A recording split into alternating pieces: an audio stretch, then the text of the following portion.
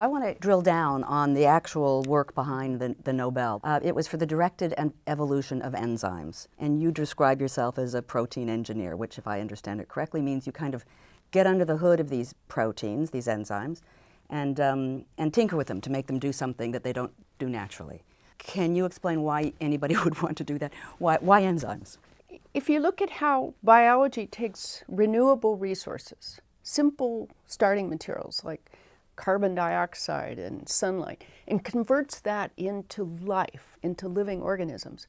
The enzymes are the catalysts, the workhorses of life that do that magical transformation. So when I saw an enzyme for the first time and realized what a beautiful molecular machine this was, I said, that's what I want to engineer. Your work started maybe 25 years ago or Yes. so. What has been the outcome in the last couple of decades? These methods are sufficiently simple that they propagated to laboratories all over the world. For example, Merck makes some of their biggest drugs using enzymes that replace toxic metals that they used to use in chemical processes and really reduce the waste footprint of making pharmaceuticals. The enzymes you find in your laundry detergent that takes stains off clothes. Nature never made an enzyme that likes to work in laundry detergents, but people bred them using my methods to work very well. Enzymes help you use much less energy, so you don't have to use high temperatures. Why would a young person go into chemical engineering or bioengineering today? What might we see in 30 years as a result of it?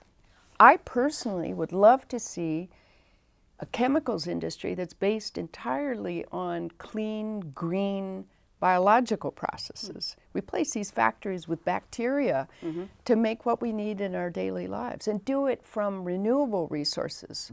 I'm going to spin you back, if I can, a little bit to when you started here at Princeton University. What kinds of other courses did you take? I know that you're a linguist, for example. I took a lot of language courses. I took Russian. I took Russian literature. Those were fabulous courses. I took economics. I took developing world economics. I took Marxist theory. I did all sorts of things that you wouldn't normally find on the engineer's docket, but it made an educated person out of me. Yeah, but do you think it helped feed the creativity that ultimately made you successful as a scientist? I can't imagine not being able to read and write and make these connections from literature and philosophy that have helped inform my understanding of evolution. So the answer is clearly yes. Now and forevermore, you're going to be considered a role model for women in STEM.